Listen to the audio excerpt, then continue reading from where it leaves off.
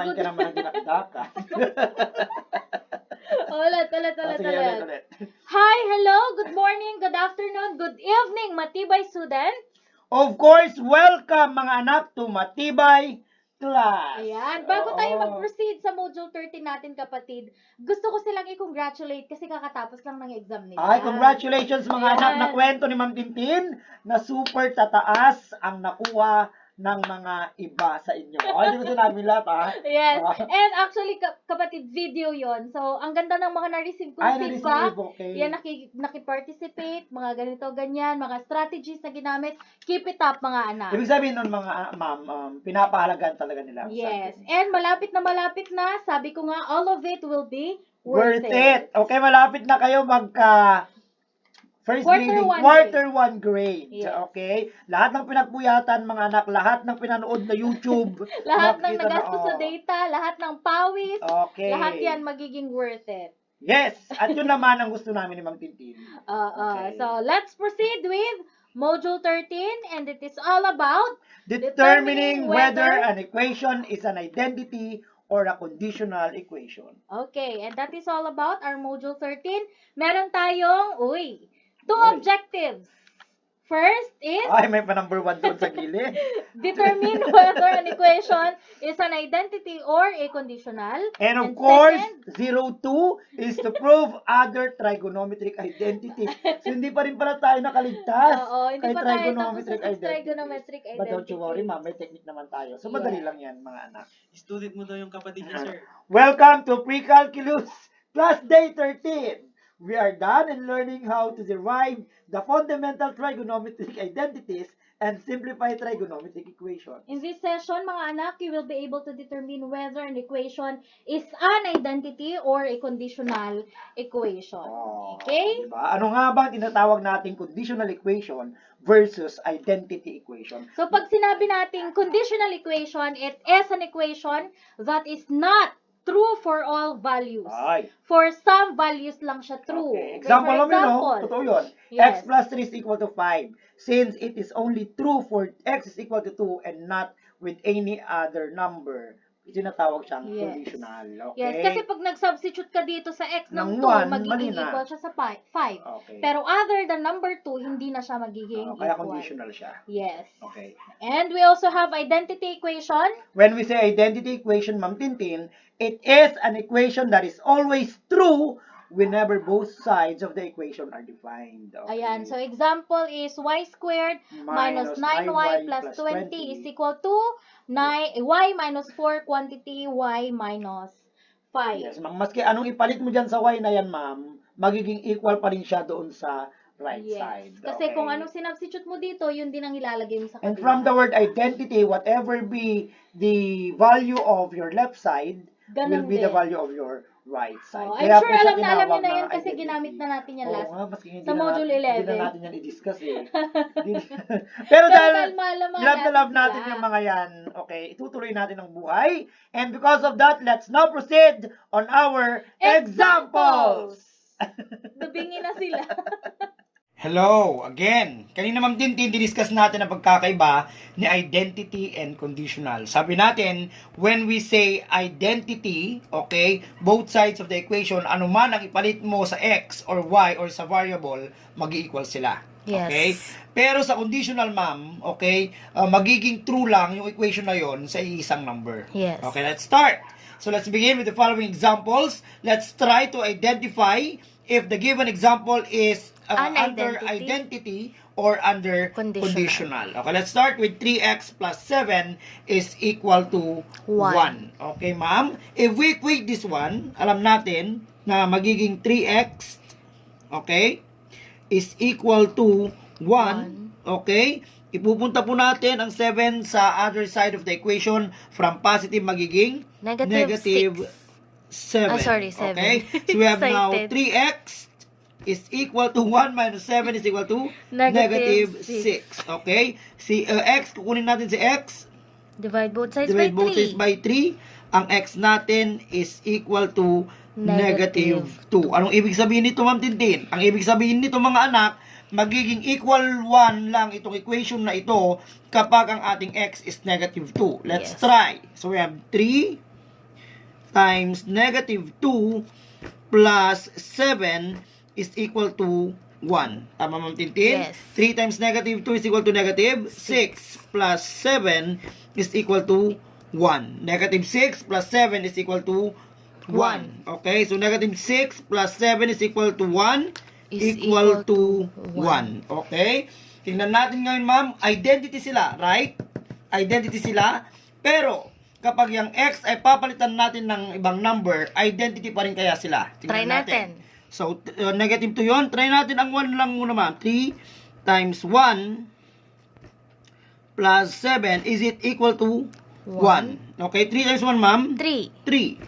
Plus 7, is it equal to 1? No. 3 plus 7? 10. 10 is equal to 1. Is not equal to 1, so this is x. Ibig sabihin nun, ma'am, ang equation na ito is considered as conditional. Again, mga anak, bakit siya conditional? Conditional siya kasi magiging equal lang siya kay 1 kapag ang ginamit natin ay numerical coefficient na negative 2. Yes, conditional siya kasi meron siyang condition Oo. na kapag ang x natin ay negative 2, tsaka lang siya mag-i-equal kay 1. 1. Saka lang sila magiging equal. Yes. Both sides of the equation will become equal if and only if our x is equal to negative 2. Yes. Kaya siya naging conditional.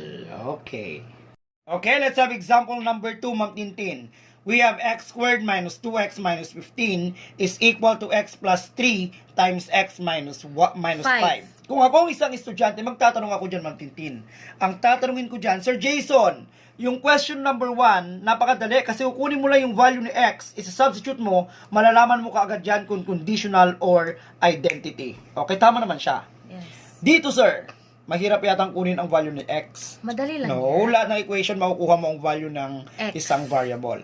Take a look. Sa dalawa bang, ma'am? Sa dalawang equation, left side or right side, sa tingin mo, anong mas madali dyan na kunin si x? Right. Right side. Yes. Kasi alam natin na pwede natin equate kay 0 si x plus 3 is equal to 0 at yung x minus 5, pwede natin equate dito which is equal to 0.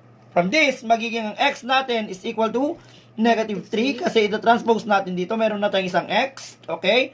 And here, meron tayong x is equal to positive 5. Tama, Ma'am Tintin? Yes. So, meron na tayong dalawang x ngayon. Ngayon, itong dalawang x, try natin i-substitute sa both sides of equation kung mag-equal sila. Kung Tama, parehas Ma'am ang Tintin? magiging sagot. Okay, i-try natin kay negative 3. Okay?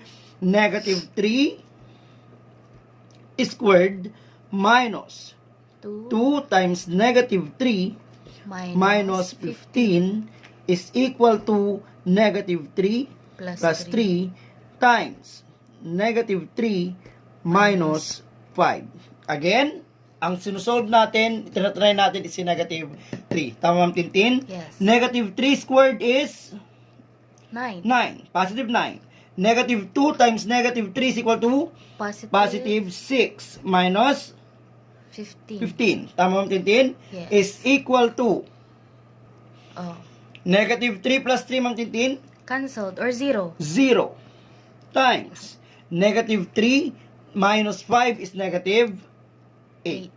Okay? 9 plus 6, Ma'am Tintin? 15. Minus 15 is equal to 0 times negative 8? 0. 15 minus 15? 0 is equal to 0. Oh, nag-equal siya kay negative 3. Try naman natin si 5. Try natin si 5.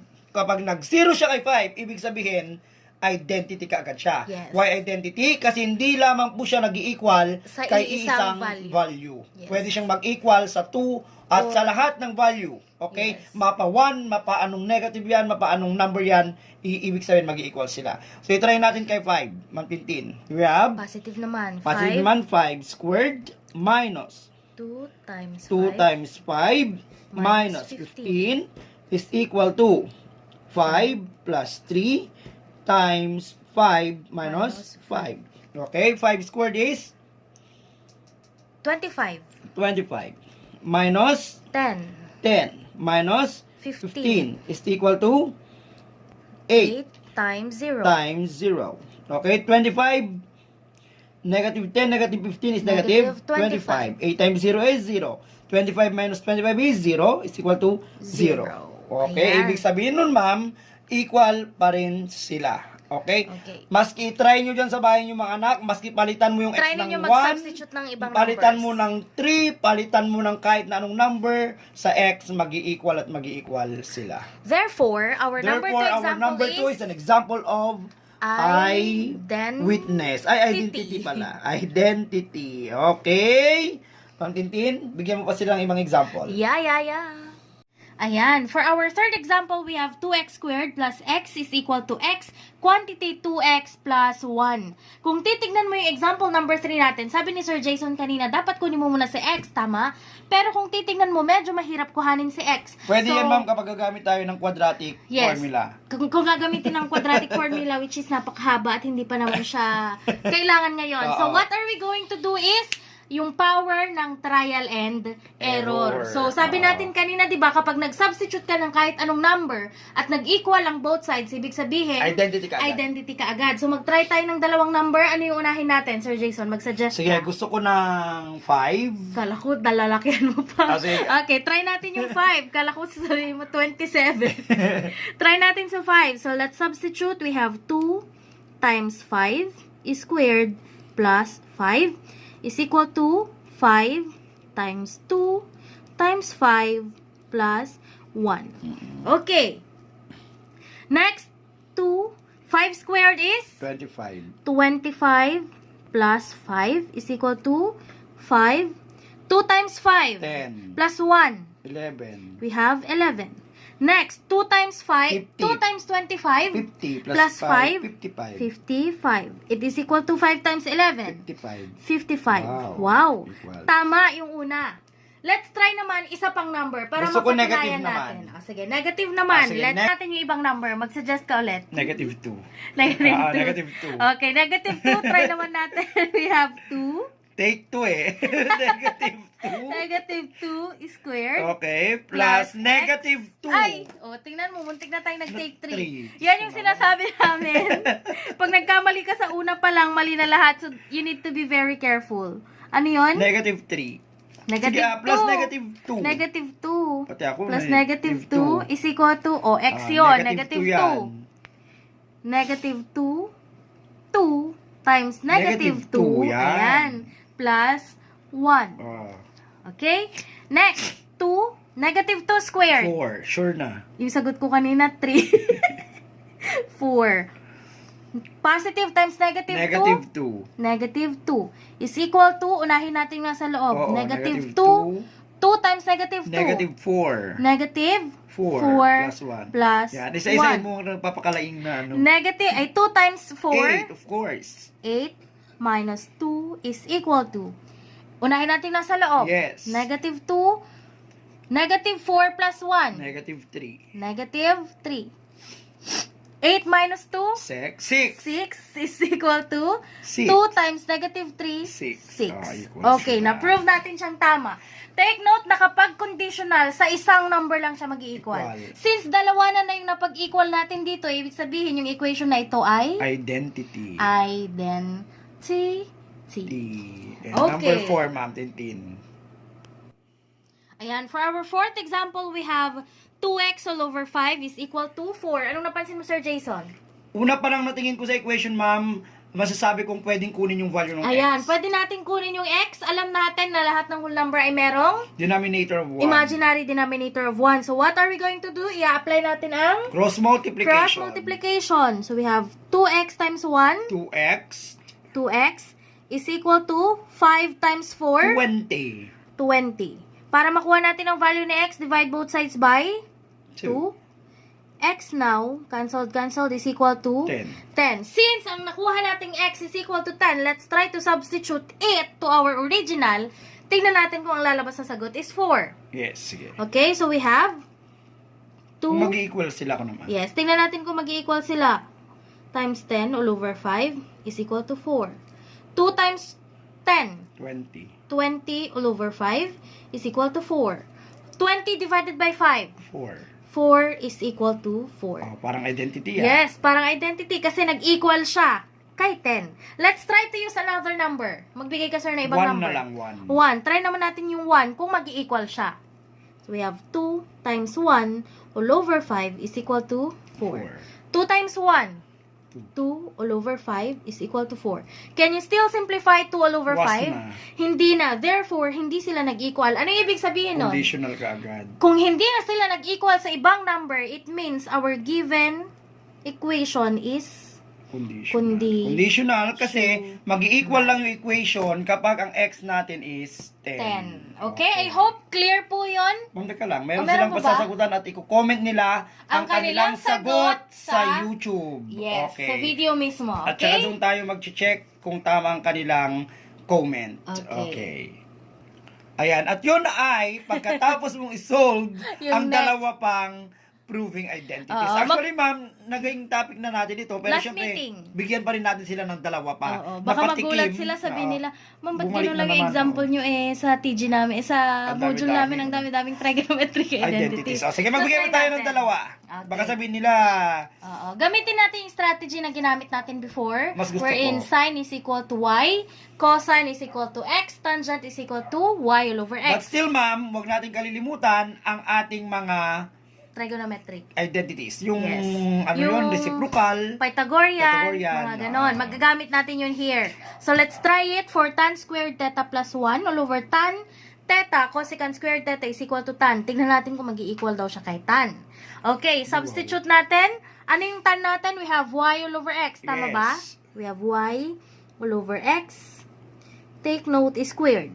Plus 1 all over. Mamaya mo na ibalik si ano, theta. Yes. Tan is y all over x times, imumultiply ko daw siya kay cosecant. Ano yung cosecant natin? 1 over y. Kabaliktaran ng sign. So, we have 1 all over y squared is equal to y all over x. Okay? Simplify. Y squared all over x squared plus 1 all over Y all over y x. all over x times 1 all over y squared. Tama po? Yes, yes, Next. yes. Mamaya ko na isusulat yung equal para hindi tayo malito. We have, kunin muna natin ang kanilang least Addition, common kasi. denominator. So, Common. i-apply muna natin yung addition. Kunin natin ang kanilang Dito na sa ma'am kasi nandun ka sa LCM. baba. Okay, so we have, ang LCM nila ay X squared, of course. x squared. Lahat, merong imaginary denominator yan. X squared times m divided by x squared 1. times y squared. Y squared. Y squared. Plus, x squared divided by 1 X squared. times 1, we have x squared. Ito na po yung kanilang addition. Ito lang yon. Next. All over. Ito. 1 times y, Y. y all over, x times y squared, XY squared. xy squared. Next step. Kuha tayong ibang papel, hindi na kasya. Since sa properties natin, kung maaalala ninyo yung formula natin for Pythagorean theorem, ang sabi niya dyan, y squared plus x squared is equal daw kay 1. 1. So, we can write it as 1 all over x squared. All over. Anong napansin mo dito, sir? Ika-cancel natin yung Y. sa Pwede baba. mong i-cancel yung y sa taas at sa baba. So, kung kinancel mo si y dyan, ang naiwan sa taas ay 1 all over x. Nagbawas ka ng isang y. Y na lang siya. Y na lang siya. Next, i-apply natin ng cross Cross multiplication. Inside, inside, outside, Outside. outside. So, we have now 1 times. Sa baba 1 ulit, ma'am. times XY. XY. XY. XY. xy all over x squared times 1 X-Men. x squared. X squared ba? Ano napansin mo ulit? Pwedeng i-cancel si X. Pwede ka ulit mag-cancel ng x. Kapag kinancel mo ang x dyan, naiwan si Y. all over. X. Nabawasan ng isa, we X. have x. Ano daw yung tan natin? We have Teka lang, y papakita natin, ma'am. all Tangent over. yun. So, X. tangent yun. So, tangent is Y all over X. Sabi natin kanina, Y We have over y X. all over x. So, kung isi-simplify mo yan, Tangent we have ito tangent theta is equal to tangent theta. Ah. So, ganun lang po ang mag-prove ng identity. So, parang ang galing-galing nyo na after nito, ah. Oo, ah. Next example. Next example. Alam mo, mami, ng example na to, Namamausa. ang isa sa pinakamahirap Nakamahirap. na identities. Oo. Diyos ko, kakailanganin natin Sobrang ng haba. 8 kupon siguro dito, ma'am. So, read natin. Cotangent of x times cosine of x plus sine of x is equal to cosecant of x. Okay, tatanggalin muna natin si x, mamaya na natin ibalik. Yes. Okay, ma'am? Cotangent, alam natin, ang cotangent is equal to X all over y. x all over y. Times daw, kay Cosine cosine is equal to x. x. plus sine, which is y. Hirap. Is equal to, cosecant is equal to 1 all over y. 1 all over y. Okay? X times x is equal to X squared. x squared all over y plus y all over 1 is equal to 1 all over y. Paulit-ulit tayo. Lahat po ng whole number ay mayroong imaginary denominator of 1. O, variable na kung variable. Okay? To add that 1, kailangan natin kunin ng LCD. 1 and y is y. Tama, ma'am? Y divided by y, simply 1. Times x squared, copy. X Squared plus y divided by 1 is 1. 1 times y is Hindi, y pala yun. Ay. Y times y squared. y divided by 1 is y. Y times y is y squared is equal to 1 all over y. Layo Okay? pa. Applying the Pythagorean theorem, okay, sa ating properties kanina pinakita natin nung last meeting, we know that x squared plus y squared is also equal to 1. y, 1 all over y. Equal to, na-equal naman na kaagad. Nag-enjoy pa lang ako. 1 all over y is simply our cosecant. Ibabalik na natin si x is equal to cosecant x. Okay. Equal. Okay? So, Ma'am dyan Jenny, nagtatapos ang ating mga examples, pero ang kanilang sasagutan ay i-comment nila sa ating asan na yung YouTube. sasagutan? Okay, and 1, 2, 3, go. Ayan mga anak, okay, that is our topic for this week. In pre-calculus, lagi yung tatandaan mga anak na mahirap mahirap man ang lahat. Mahirap man ang lahat, magtitin lahat. Kaya natin dahil lahat tayo ay Hashtag matibay. Nabulol-bulol na. Ano yung pinapakita mo? Ayan, so ito po ang inyong magiging attendance for this week. Papaano? Just comment down your answer below. Okay? Sa video na to, kindly comment down your answer. I-screenshot ninyo ang proof na kayo ay nag-comment na at isend sa ating group chat. So, ang nilalagay lang nila, Ma'am Tintin, 1, 2, 3. Then yun na. Number Screenshot 1, number 2, number 3, screenshot and then isend sa ating GC. Again, i-identify lang nila kung ito ay identity or conditional. Okay. Goodbye mga anak. Bye-bye!